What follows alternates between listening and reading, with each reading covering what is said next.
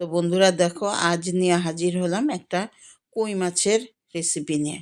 কই মাছের রেসিপি হচ্ছে এখনকার যে শীতের ফুলকপি আর নতুন আলু দিয়ে একদম হালকা পাতলা একটা ঝোল। তো গরম গরম ভাতে কি অসাধারণ লাগে। তো এখানে দেখো আমি 600 গ্রাম কই মাছ নিয়ে নিয়েছি, খুব ছোট ছোট, আর কিন্তু টাটকা, এগুলো জ্যান্ত একদম। তো এগুলো ভালো করে কেটে ধুয়ে রেখে দিয়েছি, দিয়ে এখন নুন হলুদ মাখিয়ে নিচ্ছি।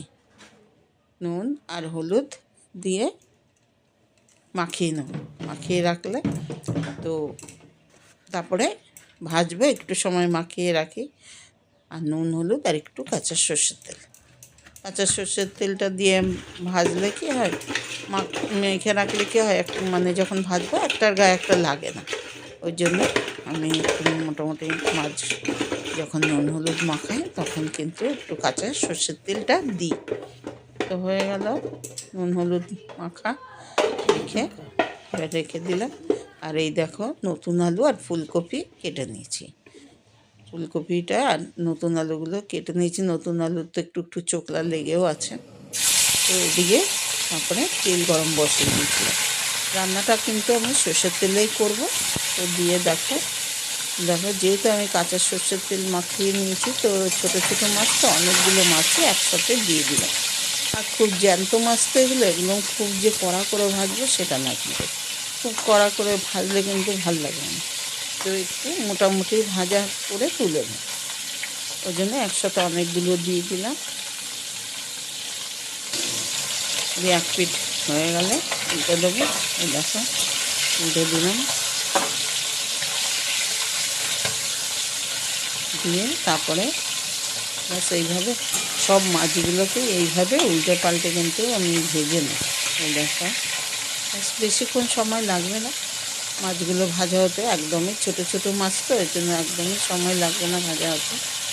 তো এইভাবে ভেজে নেবো। জ্যান্ত মাছ তো দেখো, দেখো তেলে দেওয়াতে একটু বেঁকে গেছে, উল্টাতেও অসুবিধা হচ্ছে। জ্যান্ত মাছ ভাজতে গেলেই এই অবস্থা হয়, আর বিশেষ করে কই মাছ। তো দেখো বেঁকে তেড়ে গেছিলো, তাও সোজা করে দিয়েছি খুন্তি দিয়ে। এবার ভাজাটা হয়ে গেলে এবার তুলে নিচ্ছি। ভাজা হয়ে গেছে, তুলে নিচ্ছি। এবার আরও যে কটা আছে ঠিক একইভাবে সবগুলো ভেজে নেব। তো বন্ধুরা এখন যে কই মাছটা বেরোচ্ছে বাজারে ছোট ছোট জ্যান্ত জ্যান্ত, আর এই ফুলকপি দিয়ে কিন্তু অবশ্যই তোমরা করে খেয়ে দেখবে। গরম গরম ভাতে না এক তরকারিতেই বাটি মাছ, একদম আর কিছু দরকারই পড়বে না। এটা এতটাই সুস্বাদু হয় হালকা পাতলা ঝোল করলে। আর হচ্ছে এরকম আরও যদি করা যায় এখন ফুলকপি দিয়ে, এখনকার ফুলকপি দিয়ে মানে এই কই মাছ মানে অসাধারণ লাগে। তো এই দেখো ফুলকপিটা আমার ভাজা হয়ে গেল। একটু আমি গরম জলে ফুলকপিটা ধুয়ে নিয়েছি, কেননা নাহলে তো ফুলকপির যে এখন পোকা টোকা যদি থাকে ওটার জন্যই গরম জলে ধুয়ে রেখে দিয়েছি। ফুলকপি কিন্তু আমি ভাপাইনি, ওইভাবেই ভেজে নিলাম, মাছ ভাজার তেলটাতে ফুলকপি ভেজে নিলাম। তারপরে আমি আবারও একটু তেল ওর সাথে অ্যাড করে একটু জিরে আর তেজপাতা দিয়ে ফোড়ন দিলাম। খুব বেশি ফোড়নের দরকার নাই, ফুলকপি আর নতুন আলু দিয়ে, শীতের ফুলকপি শীতের আলু দিয়ে করলে না খুব বেশি ফোড়ন বেশি মশলা খুব একটা দরকার পড়ে না। তো এই দেখো আমি তেজপাতা সাদা জিরে ফোড়ন দিয়ে আলুটা দিয়ে দিয়েছি, দিয়ে এবার একটু নুন হলুদ দিয়ে দিয়েছি, দিয়ে এবার আলুটা একটু ভেজে নেব। আলুটা একটু ভেজে নিলেই হয়ে যাবে, একটু ভাজতে হবে। আর ভাজলে তো নুন হলুদ দিয়ে ভাজলে তো মানে আলুটা, এখন তো নতুন আলুটা খুবই টেস্টি লাগে খেতে। আর নুন হলুদ দিয়ে ভাজলে তো আরোই মানে নুনটাও অ্যাবজর্ব করবে, খেতে স্বাদ হবে আলুটা। ব্যাস এবার দেখো আলুটা মোটামুটি ভাজা হয়ে গেছে, তার মধ্যে এবার দিয়ে দিলাম 1 ইঞ্চি আদা বেটে, মিহি করে বেটে দিয়েছি, আর একটা টমেটো কেটে দিয়েছি। টমেটোটাও এর সাথে নাড়াচাড়া করতে করতেই গলে যাবে। আদা আর টমেটো দিয়ে বেশ একটু আলুর সাথে ভাজা ভাজা করে নিচ্ছি, যতক্ষণ না কাঁচা গন্ধটা যায় আদার। আর টমেটোটাও একটু গলে যাবে, নরম হয়ে যাবে, যেহেতু নুন আগে দেওয়াই আছে আমার, নুন হলুদ। তো এবার দেখো একটু জায়গা করে নিয়ে এখানে 1 টিস্পুন লঙ্কা গুঁড়ো, 1 টিস্পুন ধনে গুঁড়ো, 1 টিস্পুন জিরে গুঁড়ো দিয়ে দিলাম, আর হাফ টিস্পুন হলুদ দিয়ে এবার এটার সাথে একটু আবার ভাজা ভাজা করে নেব। আলুর সাথে আলু, টমেটো, আদা বাটা আগেই দেওয়া ছিল, ওগুলোর সাথে একটু মশলাটা একটু ভাজা ভাজা করে নিচ্ছি, পুরা না লাগে মতো একটু ভাজা ভাজা করে নেব, তাহলে কাঁচা গন্ধটা কিন্তু চলে যাবে।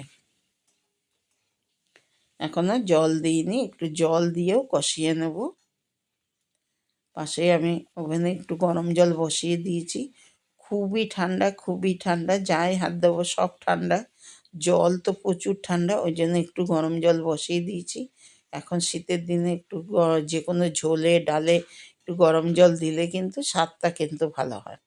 তো একটু গরম জল দিয়ে এক বাটি আলুটা, মশলাটা ভালো করে কষিয়ে নিলাম, নেওয়ার পর এবার ভেজে রাখা ফুলকপিটা দিয়ে দিলাম। যেহেতু আমি ফুলকপিটা ভাপিয়ে নিইনি, নাহলে কিন্তু আমি পরে মাছের সাথে দিলেও হতো, এটা ভাপিয়ে নিইনি, শুধু জাস্ট একটু গরম জলে ধুয়ে নিয়েছি, ওই জন্য আমি কিন্তু মশলাটার সাথে আলুর সাথে ভেজে রাখা ফুলকপিটাও একটু কষিয়ে নিলাম, দিয়ে এবার আমি এখানে আন্দাজ মতো জল দিয়ে দেবো। ব্যাস, এবার আন্দাজ মতো জল দিয়ে দেবো, যদি আর একটু লাগে আর একটু গরম করে দেবো, যেহেতু পাতলা ঝোল। তোমরা বন্ধুরা তোমাদের আন্দাজ মতো দেবে, এরকম পাতলা ঝোল খেতে যেরকম মাছ নেবে সেই রকমই ঝোল দেবে। আর এখানে ফুলকপি আলুও দিয়েছি, দেখো এবার আন্দাজ মতো দিয়ে দিলাম নুন, যেহেতু ফুলকপি আলু দিয়ে ঝোল, আর এর মধ্যে মাছটাও পড়বে, আর বললাম পাতলা ঝোল, তো একটু জলটা বেশিই দিয়েছি। এই দেখো টকবক করে ফুটছে, বেশ বেশ আমি 4 মিনিট মতো ফুটিয়ে নিয়েছি ভালো করে ঝোলটাকে। ফুটিয়ে নেওয়ার পর এবার দেখো ভেজে রাখা মাছটাও দিয়ে দিচ্ছি, দিয়ে আরও 2-3 মিনিট মতো ফুটিয়ে নেব, যাতে মাছটার মধ্যে ঝোলটা ঢোকে। ব্যাস, এই দেখো মাছের আলু ফুলকপিতে একদম পাতলা ঝোল, এক কড়াই ঝোল।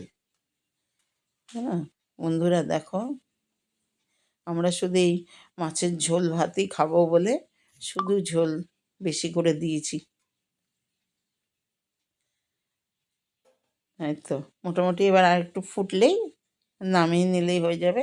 তার আগে দিয়ে দিলাম দেখো ধনেপাতা একটু দিয়ে দিলাম, গন্ধটাও মানে এর মধ্যে অ্যাবজর্ব করবে, ওই জন্য একটু আগেই দিয়ে দিলাম ধনেপাতাটা।